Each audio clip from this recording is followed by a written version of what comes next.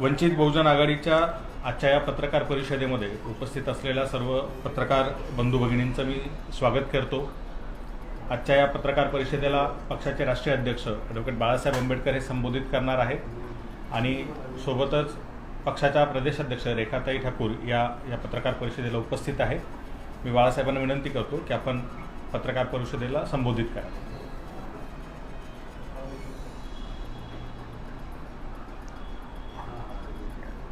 एकनाथ शिंदे आणि भारतीय जनता पक्ष या सरकारने जाता जाता सुप्रीम कोर्टाने दिलेल्या निर्णयाचं अंमलबजावणी करण्यासाठी एक GR काढला। या GRच्या अंतर्गत त्यांनी असणारा पाटणा उच्च न्यायालयाचे न्यायमूर्ती आनंद मोहन बदर यांची अध्यक्ष निवड करण्यात आलेली आहे आणि श्रीमती इंदिरा अवसार बार्टीच्या असणाऱ्या सहाय्यक सचिव म्हणून त्या ठिकाणी नेमण्यात आलेल्या आहेत। सुप्रीम कोर्टाने दिलेला क्रीमी लेअरचा निर्णय आणि वर्गीकरणाचा निर्णय महाराष्ट्र शासनाने कशा रीतीने राबवला पाहिजे, कायदा कशा पद्धतीने केला पाहिजे याची सूचना करणारी असणारी ही कमिटी असा मी त्या ठिकाणी मानतोय। एकंदरीत या निर्णयाला आमचा असणारा विरोध आहे। वर्गीकरण आणि क्रीमी लेअर कोर्ट लावू शकतं की पार्लमेंट लावू शकतं याचा निकाल होणं अजून गरजेचं आहे। माझ्या माहितीप्रमाणे हा GR काढताना मुख्यमंत्री आणि दोन्ही उपमुख्यमंत्री यांनी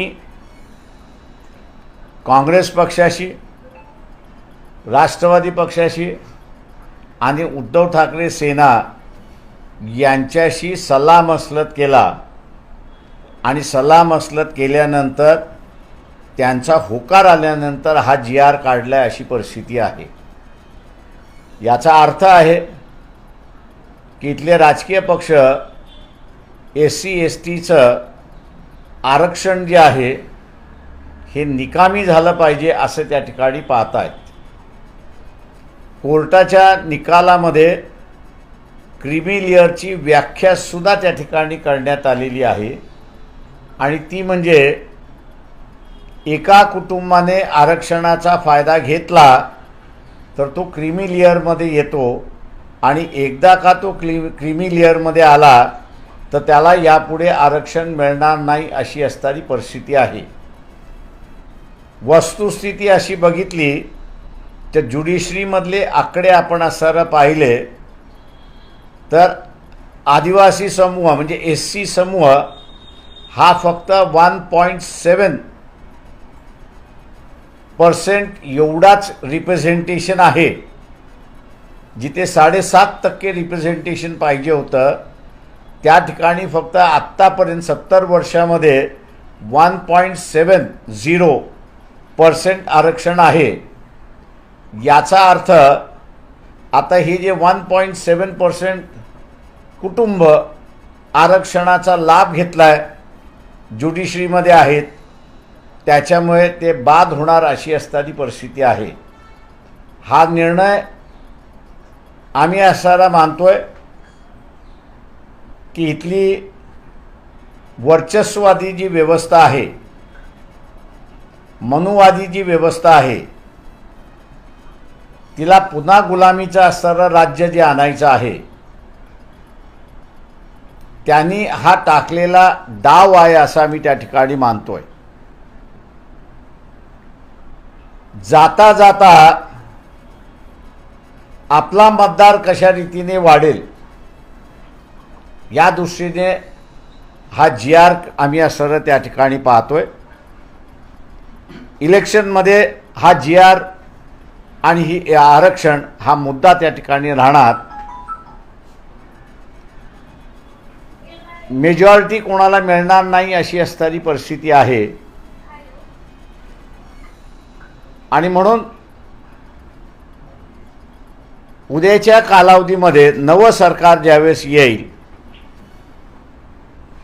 ज्याला कोणाला नवं सरकार करायचं असेल आणि वंचित बहुजन आघाडीचा पाठिंबा पाहिजे असेल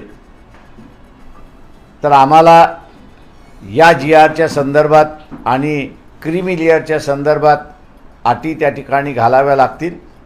शासनाच्या जाता जाता घेतलेल्या निर्णयाचा आम्ही असणारा निषेध करतो आणि अपेक्षा हे बाळगतो आहे की जे आरक्षित वर्ग आहे, आरक्षणाच्या सेक्टरमध्ये येणारा जो वर्ग आहे, हा सगळा वर्ग ज्यांनी हा GR काढला, मग ते काँग्रेस आणि भारतीय जनता पक्षाच्या आघाड्या आहेत त्यांनी मिळून काढलेला GR आहे, त्याच्या विरोधात मतदान करतील अशी अपेक्षा आम्ही या ठिकाणी बाळगतो. आपण आता विचार. बीच में सुप्रीम कोर्ट ने क्रीमी लेयर के बारे में और क्लासिफिकेशन के बारे में, वर्गीकरण के बारे में एक डिसीजन दिया था. उस वक्त हम लोगों की भूमिका थी, जो आज भी है, कि क्या इस देश के अंदर आरक्षण में विभाजन हो एक तरफ, और दूसरी तरफ जिनको आरक्षण मिला है उनको क्रीमी लेयर में लाने की जो भूमिका है, पॉलिसी है, क्या ये सुप्रीम कोर्ट तय कर सकती है या पार्लियामेंट तय कर सकती है? हम ये मान के चलते हैं कि ये भूमिका पार्लियामेंट ही तय कर सकती है. कोर्ट इसके बारे में कुछ नहीं कह सकता, ना उनको अधिकार है. और इसलिए इस इशू को लेके एजिटेशन काफ़ी चल रहा है. लेकिन महाराष्ट्र में जो मनुवादी सरकार है, बीजेपी और एकनाथ शिंदे की, और इस मनुवादी सरकार को समर्थन करने वाली जो पार्टियां हैं, कांग्रेस है, एनसीपी है शरद पवार की, और उद्धव ठाकरे की सेना, ये जो मनुवादी सरकार को जो सपोर्ट कर रही है, इन्होंने मिलके ये GR निकाला है. इन सभी तमाम पार्टियों का हम निषेध करते हैं और इसको इलेक्शन का मुद्दा हम लोग ज़रूर बनाएंगे. फैक्शन मैंडेट होगा. इलेक्शन के अंदर सरकार जो बनेगी उसके बाद में उनको इस विषय पर भूमिका लेनी होगी, तभी जाके मैं मानता हूं कि वंचित बहुजन आघाड़ी इनको समर्थन देगी. वरना हम लोग विरोध करते यहाँ पर रहेंगे, ऐसी हम लोग की परिस्थिति है. सर, मुद्दा आपने बता दिया चुनाव में क्या होंगे, लेकिन कल तारीख का ऐलान हुआ है और एक ही तारीख में 288 सीटों पर चुनाव होंगे. इस पर क्या कहेंगे आप? बहुत अच्छी बात है कि इलेक्शन कमीशन ने इस बात को माना है कि महाराष्ट्र एक शांतिपूर्वक स्टेट है और एक दिन के अंदर यहाँ पे शांति से इलेक्शन हो सकते हैं. इसको मैं कहता हूँ कि इलेक्शन कमीशन का ये निर्णय अच्छा है और उन्होंने सभी राज्यों में ऐसे ही निर्णय लेना चाहिए. लेकिन दूसरा जो हम लोगों का जो ये है कि दूसरे दिन ही काउंटिंग होनी चाहिए, उस बात को भी इलेक्शन कमीशन ने मानना चाहिए कि दूसरे दिन काउंटिंग होनी चाहिए. मैं 84-85 से इलेक्शन देख रहा हूँ, लड़ भी रहा हूँ.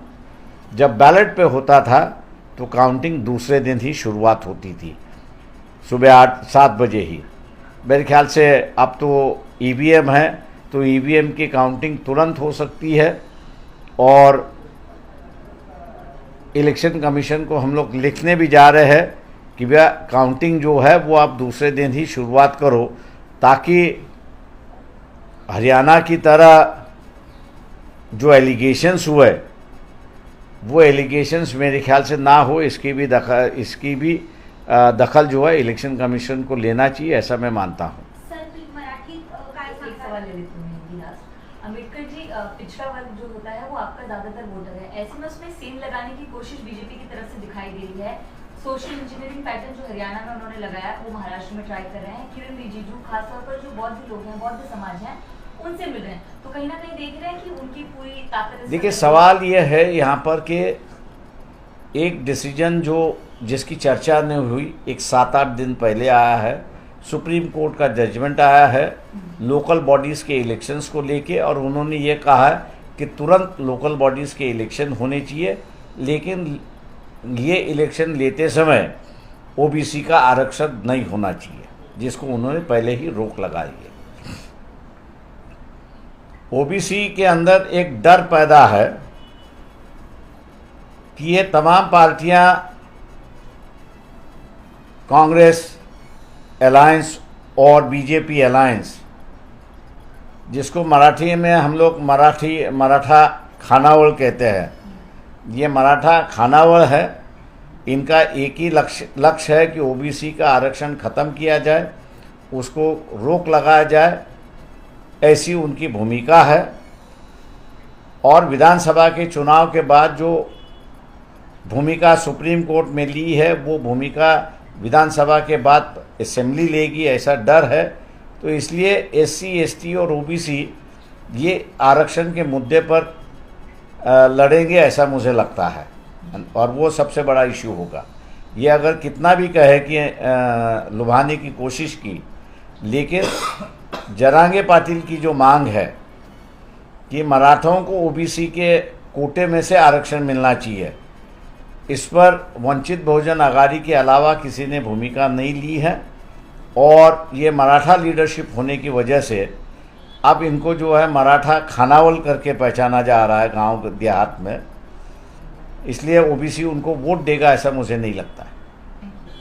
सर, आपण जर बघितलं तर मनोज जरांगे आता म्हणतात की उमेदवारीसाठी त्यांच्याकडे 800 अर्ज जवळपास आलेले आहेत, त्यामुळे जर भूमिका सरकारने स्पष्ट केली नाही तर महाविकास आघाडीबरोबर ते जाऊ शकतात असं देखील म्हटलं जात आहे।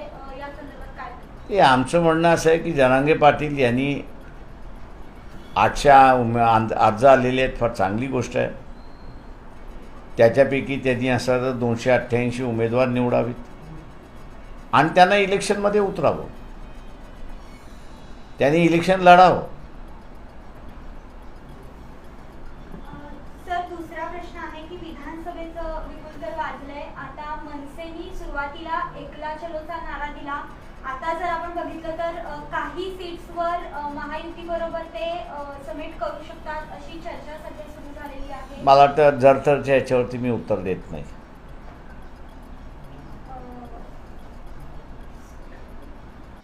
असणारे मॅक्सिमम उमेदवार जे आहेत हे ओबीसी समूहामधले असतील, वंचित समूहामधले असतील, आणि त्यांच्या बैठका चाललेल्या आहेत। मला वाटतं 1-2-3 दिवसामध्ये आमची फुल यादी बाहेर पडेल। चल, थँक्यू। थँक्यू।